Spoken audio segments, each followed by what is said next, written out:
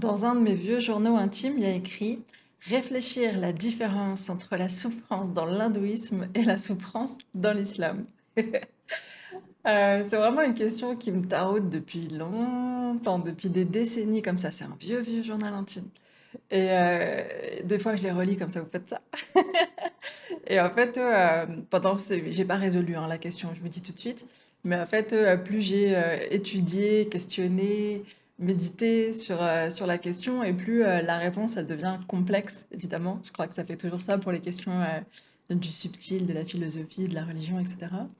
Mais je me souviens qu'au moment de ce journal, en fait, j'avais cette idée, en fait, que dans les traditions indiennes, la souffrance, c'était une punition pour une action que j'aurais commise dans cette vie ou dans la vie précédente, donc le karma, et que dans l'islam, en fait, à l'inverse, la souffrance y était vue en fait comme une épreuve élévatrice, comme une rétribution positive, en fait, à l'inverse. Donc, c'était pas une punition, mais une rétribution positive pour un état d'élévation spirituelle ou un état spirituel en ascension, en tout cas, que c'était des épreuves qui permettaient de monter.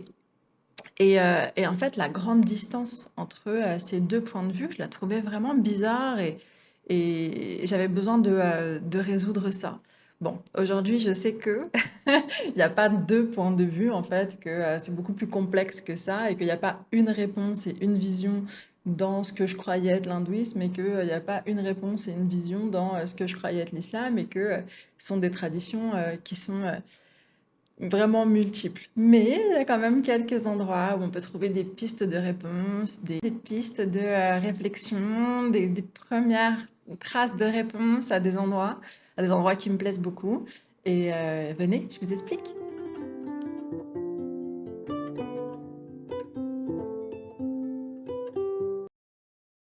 Pour ceux qui me suivent sur Insta, vous vous souvenez peut-être l'année dernière, j'avais mis un post-it qui disait réfléchir la circularité du temps. Donc, ouais, avant, je pensais que tout le monde faisait ça, que tout le monde prenait des années à réfléchir à des trucs, et puis j'ai compris que non. Et du coup, je suis vraiment très, très, très reconnaissante que vous soyez là avec moi à réfléchir à ces questions que pour un peu trop de gens dans cette humanité sont inutiles. Et vous et moi, on sait que c'est important. Alors, merci de me donner cet espace-là.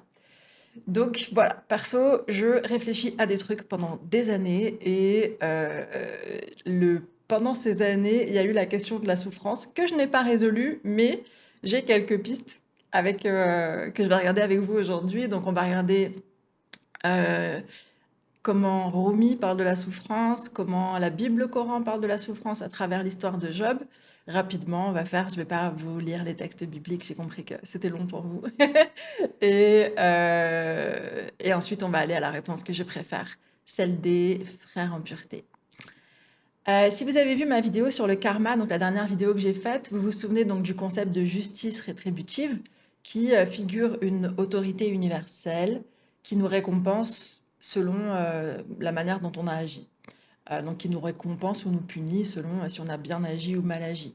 Et là, du coup, on est dans une responsabilité individuelle de nos malheurs. C'est-à-dire que je suis la cause directe de ce qui m'arrive, c'est mon karma, et faudrait pas en plus souffrir de ce qui m'arrive, parce que du coup, ça veut dire que non seulement je mérite ce qui m'arrive, mais qu'en plus, je sais pas gérer mes émotions. Gère-toi. Et ça, perso, moi, je suis pas fan du tout de cette explication, mais on doit bien se rendre à l'évidence que c'est l'idée dominante en fait dans les dogmes orthodoxes des grandes religions et dans le développement personnel aussi. On entend beaucoup ça. Gère-toi, gère tes émotions. Si tu souffres, c'est de ta faute, c'est que tu as fait quelque chose de mal maintenant ou dans tes vies antérieures ou tes ancêtres ou je sais pas quoi. Bon, voilà, c'est une proposition sur l'explication de la souffrance. Et d'un autre côté, on a des grands mystiques qui déclament des poèmes d'amour, dans lesquels ils expriment une douleur brûlante du manque de l'aimer. Ils souffrent du manque de l'aimer, du manque de Dieu. Et donc ça, c'est leur état mystique, c'est leur état de grande élévation spirituelle qui les fait souffrir. Et donc là, notre explication de karma, elle a plus de sens. Ça n'a plus aucun sens. Pourquoi le vieux monsieur sur son nuage, là, il voudrait punir quelqu'un de l'aimer? Ah, l'explication ne tient plus. Il doit y avoir une autre explication.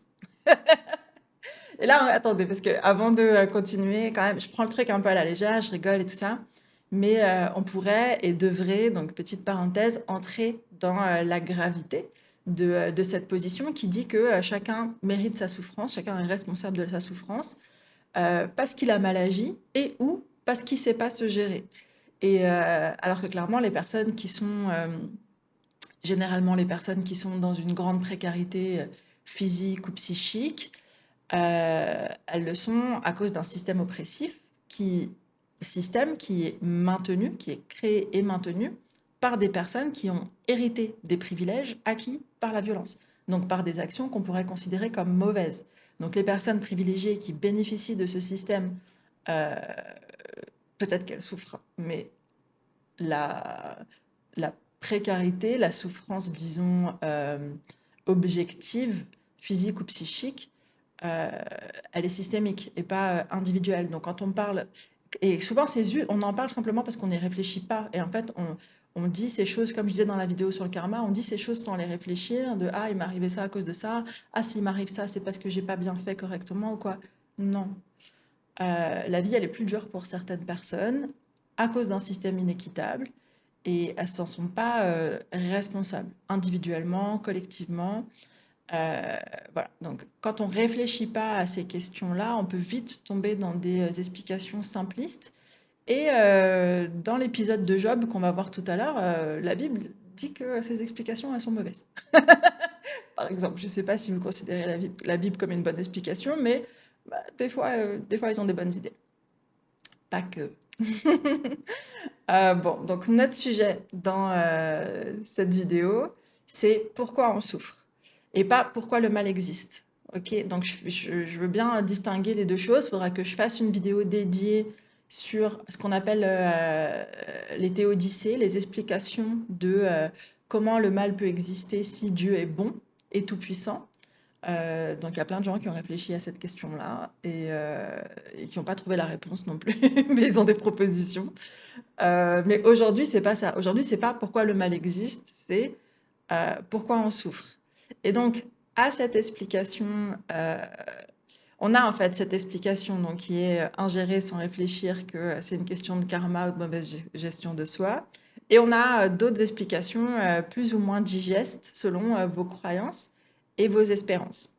À la base, dans cette vidéo, j'avais prévu, en fait, quand j'ai commencé à écrire le script, j'avais prévu de lire un extrait de Rumi, un extrait de la Bible et du Coran, puis ensuite d'aller vers les frères en pureté, dont je parlerai tout à l'heure,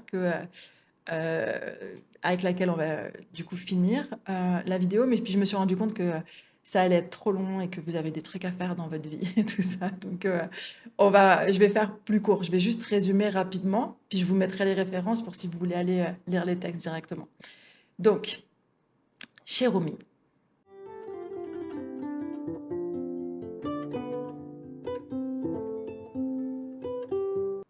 Chez Rumi, on a une histoire de pois chiche.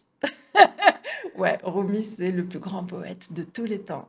Et il a écrit un poème initiatique sur un pois chiche dans une marmite. Il n'y a pas de mauvais sujet, il n'y a que des mauvais poètes. Donc, dans l'histoire du pois chiche, elle est au livre 3 du Masnavi. C'est donc l'histoire d'un pois chiche qui bout dans une marmite. Et en fait, donc il souffre, il bout dans cette marmite, il a chaud, il n'est pas bien, il souffre, puis il se rend compte que ça va être problématique. Et en fait, il se plaint, il demande au cuisinier pourquoi il lui fait ça. Et le cuisinier lui répond, je cite, tu penses que je te torture? Je te donne du goût pour que tu puisses te mélanger aux épices et au riz et devenir la belle vitalité d'un être humain. Souviens-toi quand tu as bu la pluie du jardin, c'était pour ça. Ce que nous dit le mystique Rumi, c'est que lorsque le pois chiche bout, il devient plus tendre, plus savoureux, plus riche, plus digeste.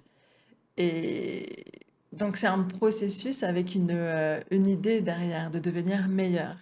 Et à la fin, il nous donne l'explication, en fait. À la fin du poème, Rumi, il nous dit, le cuisinier dit, j'étais autrefois comme vous, tout frais sorti de terre, puis j'ai bouilli dans le temps, et bouilli dans le corps. Deux bouillonnements intenses, mon âme animale est devenue puissante. Je l'ai contrôlée par des pratiques, et j'ai bouilli encore, et bouilli une fois de plus. Et je suis devenu votre enseignant.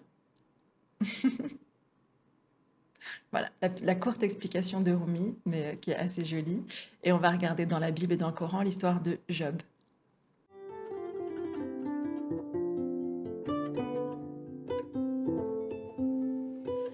Alors, dans la Bible et dans le Coran, on a l'histoire de Job, aka Ayoub en arabe. Il y a tout un livre qui est consacré dans le Ketuvim pour les Juifs et l'Ancien Testament pour les chrétiens. Il y a vraiment tout un livre avec 42 chapitres qui s'appelle le livre de Job.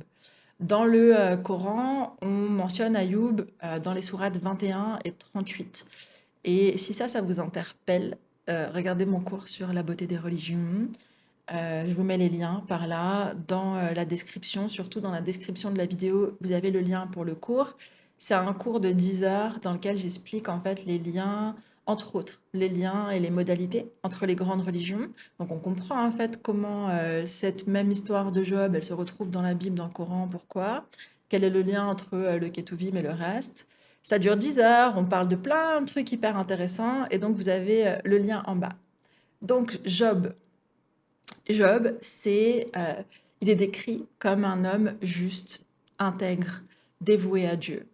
Et il a beaucoup de succès. Il a une belle famille, il a du succès matériel, il est reconnu socialement, il est au top. Mais euh, il y a un moment en fait où il y a un switch et successivement il va perdre tout ce qu'il a. Il va perdre ses biens, il va perdre ses enfants et il va perdre sa santé. Mais malgré ces épreuves, il va conserver la foi et la confiance. Donc en gros, c'est ça l'histoire de Job. Et en fait, il y a plusieurs dimensions. Donc bien sûr, l'histoire, c'est de comprendre en fait. On va voir enfin, du coup, c'est sur la question de la souffrance, du mérite et tout ça.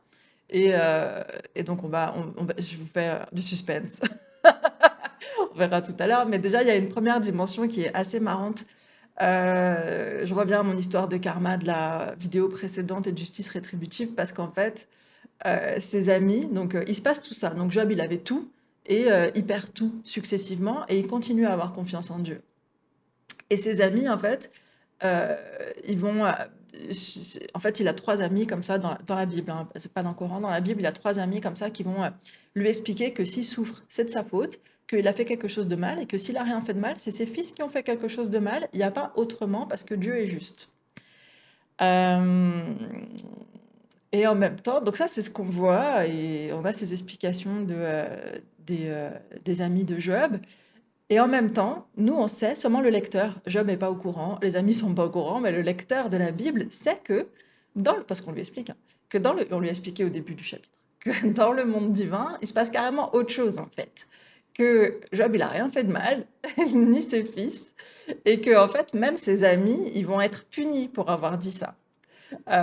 Mais la punition de ses amis, oui, effectivement, Dieu va punir les amis parce qu'ils ont mal agi. Ils ont dit à Job n'importe quoi. Mais il va pas les punir par le malheur, en leur enlevant la santé, ses enfants, etc. La punition, c'est qu'ils vont devoir donner des moutons à Job. Parce que Job, il est devenu pauvre, là, et que les amis, ce qu'ils ont mal parlé, ils vont devoir donner des moutons à Job pour qu'il se refasse. Voilà. Donc les punitions, c'est pas la justice rétributive, c'est pas exactement celle qu'on croit. Et donc, ce qui se passe dans le monde divin, donc voilà, Job a tout perdu, ses amis lui disent que c'est de sa faute, et Dieu n'est pas content que les amis disent ça.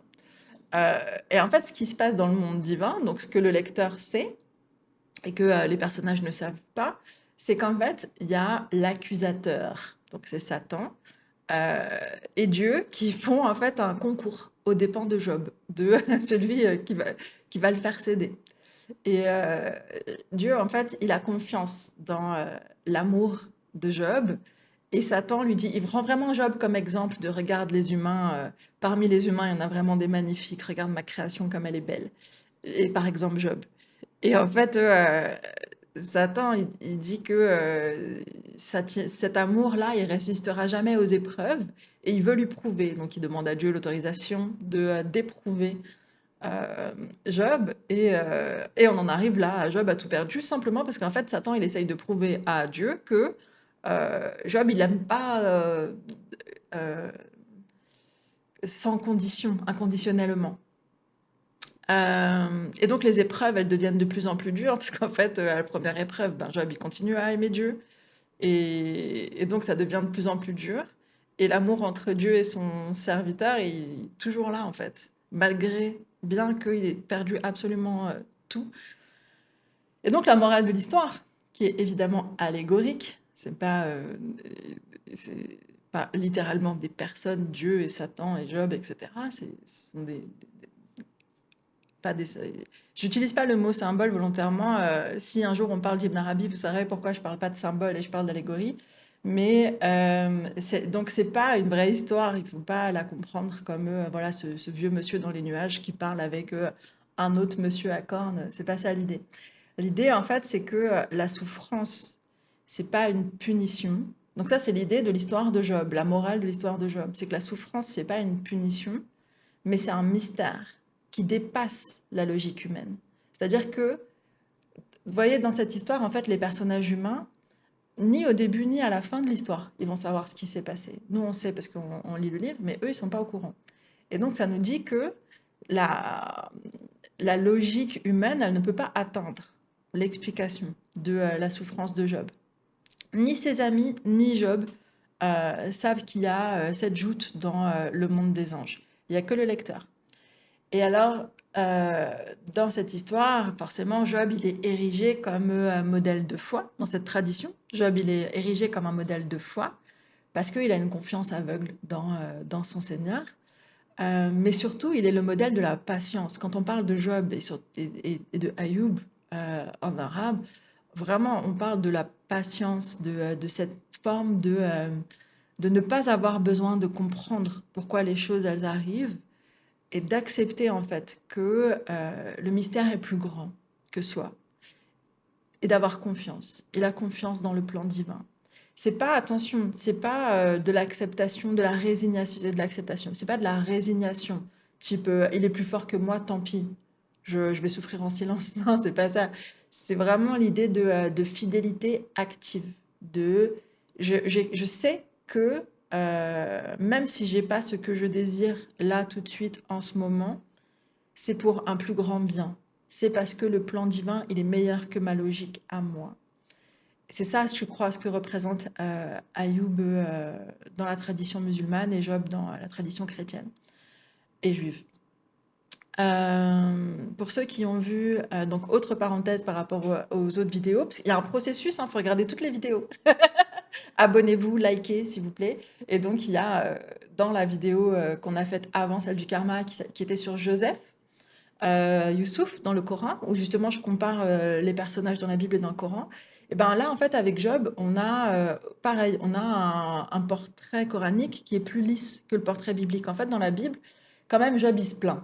Donc, il proteste, il lamente, même s'il a confiance et qu'il continue à aimer son Seigneur, il proteste un peu quand même. Il n'est pas content.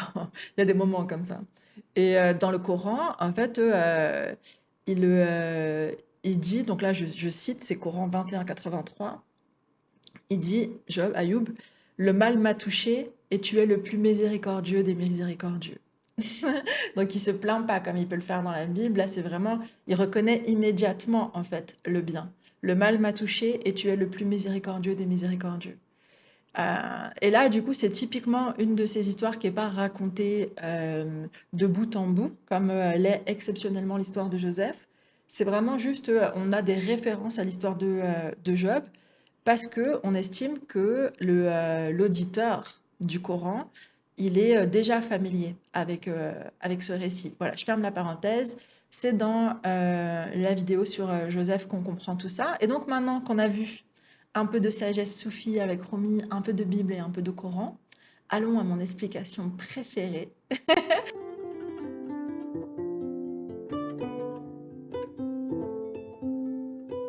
Bon, alors pendant ces années, longues années, décennies à réfléchir à la souffrance, et que la Bible m'a dit, tu comprendras jamais, et que le Coran te dit, il faut accepter comme ça, regarde Ayoub comme il est patient et sympa, et que en plus à la fin ça se termine bien, parce que je vous ai pas dit, mais en plus à la fin ça se termine bien, il va tout retrouver. Et enfin, il va de nouveau avoir la richesse, la famille, tout ça. Il aura quand même perdu ce qu'il avait construit et sa première famille. Donc, je sais pas si ça se termine si bien que ça. Mais bon. Donc, la Bible et le Coran te disent, tu vas jamais comprendre. L'histoire du karma, j'aime pas. Et donc, j'étais pas contente jusqu'à ce que mon livre préféré, un de mes livres préférés de l'univers, je vais souvent dire que ça, c'est mon livre préféré. Et donc, un de mes livres préférés de l'univers est clairement celui que, si je devais en choisir un seul pour tout le reste de ma vie, parce que je pars sur une île déserte sans wifi ou quoi, je prendrais celui-là. Parce que déjà, c'est très long et c'est très compliqué. Et je sais pas si un jour j'aurais terminé dans ma vie, mais en tout cas, dans les volumes que j'ai déjà lus, parce qu'il y a, il y a 52 épîtres, donc ça fait à peu près 30 volumes, dans les volumes que j'ai déjà eu la chance de lire, à un moment, un jour, sur mon canapé, j'ai eu la réponse à la question de la souffrance. Je vous la donne, vous n'avez même pas besoin de chercher, si vous ne cherchiez pas déjà. Donc, en vrai, les frères au cœur pur, ils méritent leur propre vidéo. Donc, je ne vais pas introduire qui ils sont, leur biographie et tout ça, parce que clairement, on va le faire. Euh, Rapidement, 10e siècle, l'Irak, euh, islam tendance ismaélienne, disons. Et vraiment, c'est très très rapidement. Il y a plein de gens qui seront ah mais non, mais non, non, non. Ok. Et on ne sait pas qui ils sont d'ailleurs. C'est un groupe de gens anonymes. On ne sait pas vraiment qui ils sont. Bref, donc on fera une vidéo pour expliquer. Est-ce que c'est vraiment un sujet sympa? Mais sur la question de la souffrance, je ne vais pas lire le texte, je paraphrase rapidement. La souffrance, selon les frères en pureté, apparaît quand on est déséquilibré, pour nous inciter à retrouver l'équilibre. Ça paraît logique. Et l'équilibre étant l'assurance de la continuation de la vie, la continuation de la vie étant la poursuite de l'agenda divin, eh bien, la souffrance, en fait, elle est le signal qu'on n'est pas sur le chemin de la vie, qu'on est sur le chemin de la mort, et que, du coup, il faut changer quelque chose, il faut revenir. Donc, en fait, la souffrance, elle apparaît comme un signal pour nous montrer qu'on n'est pas dans la bonne direction.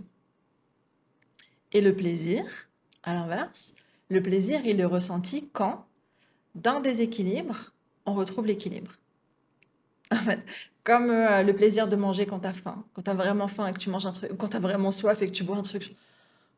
C'est ça, ce plaisir-là, ce plaisir intense et soulageant, comme bah, le plaisir de se sentir aimé parce que quelque chose nous manque, le plaisir de retrouver l'être aimé ou de recevoir de l'amour quand on se sentait seul. Le plaisir d'étirer son corps quand on a le corps qui est tout coincé comme ça, puis tu t'étires, tu fais du stretching, du yoga ou quoi, ou juste tu t'étires un peu et tu sens que tu es vivant, que ton corps a repris vie. Ben, ce plaisir-là, en fait, il te montre la direction de l'équilibre. Étire-toi, partage de l'amour, mange, bois. Alors que la souffrance, elle te dit peut-être t'as trop mangé, t'as trop bu, t'as trop aimé. Vous voyez, mais je suis pas sûre qu'on puisse trop aimer. Mais l'idée, c'est qu'en fait, la souffrance est une alerte que tu es dans la direction qui n'est pas la direction, la continuation de l'épanouissement de la vie, de l'œuvre de l'univers et donc du divin. Et le plaisir, il te montre que t'es dans cette, tu es revenu, que tu reviens à la direction. C'est extrêmement simple, on est d'accord. Voilà, une fois qu'on vous l'a dit, c'est simple. Et moi, quand j'ai lu ça, ça fait comme ça 10 ans que c'est marqué dans mon journal que de temps en temps j'ouvre et que de toute façon, j'ai pas besoin d'ouvrir. Je sais que c'est écrit ça et que je comprends pas cette histoire. J'ai besoin de comprendre les secrets de l'univers. Et là, page 142 des Irwana Safa. J'ai mon explication toute simple de regarde, en fait, la souffrance, c'est juste pour te montrer le chemin. C'est comme si on avait mis un grillage là. Et voilà.